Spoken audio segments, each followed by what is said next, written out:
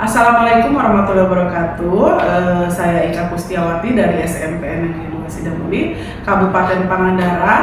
Kali ini saya tidak sendiri, saya ditemani oleh Ibu Siti Haisyah, guru PAI dari SMP Negeri 2 Sidamuli. Assalamualaikum Bu Aas. Waalaikumsalam Bu Ika. Iya, bagaimana kabarnya hari ini Bu Aas? Alhamdulillah sehat. Bu Ika gimana kabarnya? Alhamdulillah saya baik hari ini, sehat kok Bu Aas. Terima kasih. Begini Bu As, hari ini kita adakan percakapan praobservasi ya. Nanti ada penjelasannya, yaitu jalannya pembelajaran yang akan dilakukan di dalam kelas atau sebelum saya melakukan proses supervisi di kelas. Nanti kita akan mengadakan observasi di kelas, saya sebagai observer di dalamnya atau sebagai penilai dari pembelajaran yang Ibu akan dilakukan. Ya, Bu. Adapun tujuan yang dilakukan pada supervisi adalah untuk mengetahui dan juga mengevaluasi jalannya proses belajar yang Ibu lakukan. Percakapan ini sebagai percakapan awal untuk Ibu melakukan pembelajaran yang lebih ya, biar Ibu lebih percaya diri dan memberikan pembelajaran yang baik terhadap siswa yang akan Ibu kasih materi. Baik Bu As, ada beberapa pertanyaan yang berkaitan dengan tujuan pembelajaran. Kira-kira tujuan pembelajaran yang akan Ibu berikan terhadap pembelajaran kali ini apa Bu? Pembelajaran yang akan saya sampaikan yaitu tujuannya di situ adalah siswa bisa membaca Al-Quran surat An-Nisa ayat 59 dan juga surat An-Nahl ayat 64. Selain tujuannya bisa membaca, juga anak bisa menulis. Setelah menulis bisa menghafal dan tahu kandungan dari surat An-Nisa ayat 59 dan juga An-Nahl ayat 64. Dalam materi di situ adalah Al-Quran sebagai pedoman hidup. Seperti itu Ika. Betul sekali, saya percaya sekali sama Bu As, karena mungkin Bu As itu lebih tahu kualitas bagaimana pembelajaran di kelas di Kalau Bu, nanti kita akan mengadakan observasi ya Bu, bersama-sama. Terima kasih Bu As. Mungkin hari ini atau nanti jam ke-3 ke-4 saya akan melakukan observasi. Ya, silakan Bu. Terima kasih Bu As. Atur nuhun.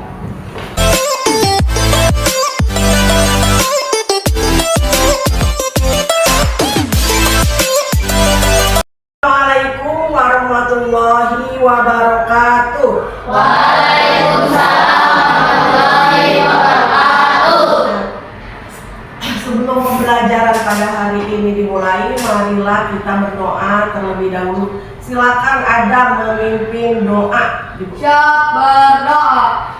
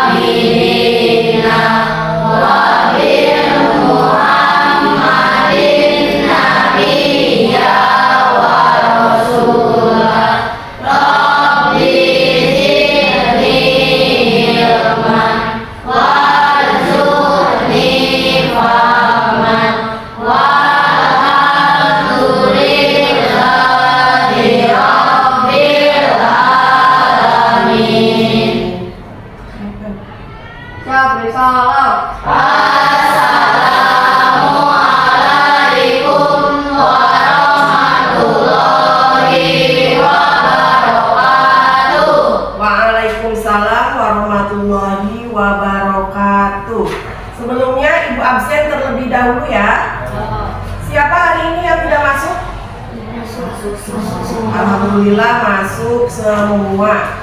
Sebelum pembelajaran dimulai, kalian baca dulu surat An-Nas. Bismillahirrahmanirrahim. Qul a'udzu birabbin nas, malikin nas, ilahin nas, min syarril waswasil khannas, alladzi yuwaswisu fi sudurin nas, minal jinnati wan nas. Kemudian silakan satu orang memimpin menyanyikan lagu nasional. Siapa yang memimpin? Kamu ya? Silakan. Semuanya berdiri dulu. Bebas, silakan mau lagu apa? Satu Nusa.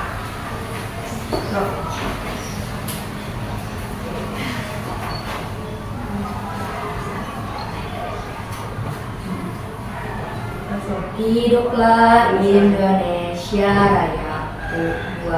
Indonesia tanah airku, tanah tumpah darahku. Di sanalah aku berdiri, jadi pandu di buku. Indonesia kebangsaanku, bangsa dan tanah airku. Marilah kita berseru, Indonesia bersatu. Hiduplah tanahku, hiduplah negeriku, bangsaku, rakyatku semuanya. Bangunlah jiwanya, bangunlah badannya, untuk Indonesia Raya. Indonesia Raya, merdeka, merdeka, tanahku, negeriku yang ku cinta. Indonesia Raya, merdeka, merdeka, hiduplah Indonesia Raya. Nah, silakan kembali. Ibu akan kepada materi pada hari ini. Materi pada hari ini apa? Ya, materinya apa? Materinya tentang Pendidikan agama Islam. Iya, yaitu Al-Quran sebagai pedoman hidup. Tadi kalian dibuka coba bukunya, halaman 6. Ya. Sebelum ibu menyampaikan materi di sini adalah kita tujuan pembelajaran yang pertama, yaitu kita akan membaca surat An-Nisa ayat 59 dan surat apa? An-Nahl ya. Jadi nanti kalian harus bisa membaca surat An-Nisa dan surat An-Nahl. An-Nisa ayat 59, An-Nahl ayat 60. Selain membaca, juga kalian harus bisa menulis. Ya, harus bisa menulis dari surat An-Nisa dan juga surat An-Nahl. Nah, kemudian yang terakhir, tujuan pembelajaran yang terakhir di situ berarti kalian harus bisa menghafal ya, harus bisa menghafal. Nanti sama ibu dikelompokkan. Kamu ada satu siswa yang membaca Al-Qur'annya dan satu siswa yang mengartikan ya. Jadi di situ harus hafal, harus tahu kandungan dari surat An-Nisa ayat 59 dan An-Nahl ayat 64 ya. Ada yang belum bisa nulis Al-Quran? Ada yang belum bisa nulis Al-Quran kelas ini? Bisa semuanya? Bisa. Cung yang sudah hatam membaca Al-Quran. Cung yang sudah hatam, alhamdulillah udah ada 2 siswa. Yang sudah sampai juz 30 juz terakhir? Tidak ada. Yang masih ikro? Ada nggak yang masih ikro?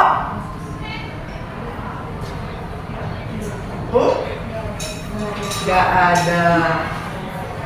Berarti semuanya sudah Al-Quran ya. Jadi kalian itu harus selalu membaca Al-Quran. Karena Al-Quran itu sebagai apa?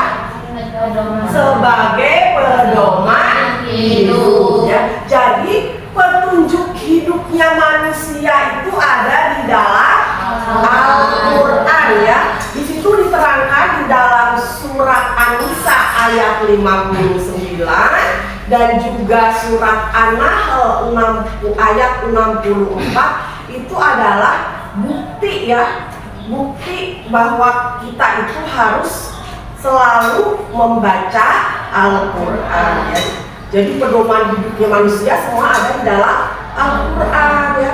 Baik itu masalah pertanian, baik itu masalah warisan ya, pernikahan, segala sesuatu itu ada di dalam Al-Quran. Makanya kalian itu tidak cukup hanya membaca, tidak cukup hanya menulis, tetapi kalian harus tahu kandungan yang ada di dalam Al-Quran ya. Jadi apalagi ini laki-laki semuanya itu calon-calon imam ya, calon-calon imam, jadi harus fasih ketika membaca Al-Quran ya. Tidak kalah juga perempuan ya, jangan sampai kalah. Tadi ternyata perempuan yang sudah hatam, laki-laki ya. Pada materi yang sudah Ibu sampaikan yaitu mengenai Quran surat An-Nisa dan juga An-Nisa ayat 59 dan juga An-Nahl ayat 64 yang sudah kalian pelajari. Coba Ibu ingin merefleksi, salah satu siswa bisa menyimpulkan apa yang sudah Ibu sampaikan ya. Apa itu tujuannya kita membaca Al-Quran? Coba siapa yang tahu? Coba siapa yang tahu? Kamu coba. Siapa? Ya, dibaca nggak apa-apa, silakan. Jadi tentang apa? Jadi Quran surat An-Nisa ayat 59 itu tentang apa? Yang keras. Yang keras. Ya, jadi tentang Al-Quran sebagai pedoman hidup. Dan jadi di situ diterangkan bahwa kita mempelajari Al-Quran, di mana Al-Quran itu adalah sebagai pedoman hidup. Nah, nanti kalian betul-betul diamalkan ya, sebagaimana perintah di situ di dalam Quran surat An-Nisa ayat 59 dan juga Quran surat An-Nahl ayat 64. Kamu harus bisa memahami ya kandungan tersebut ya. Mungkin itu saja yang disampaikan untuk minggu depan. Nanti kalian ibu tes ya, ibu tes. Yang satu siswa secara kelompok, satu siswa membaca, yang satu siswa mengartikan ya. Sebelum Ibu akhiri, silakan dipimpin doa selesai pembelajaran.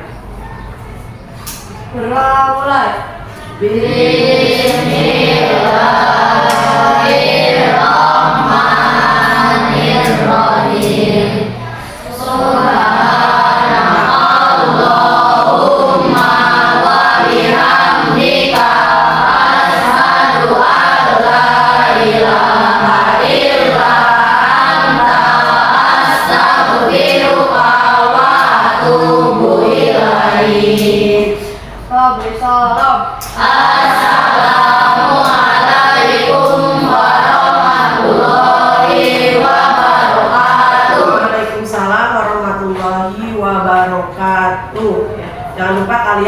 semangat belajar. Terima kasih.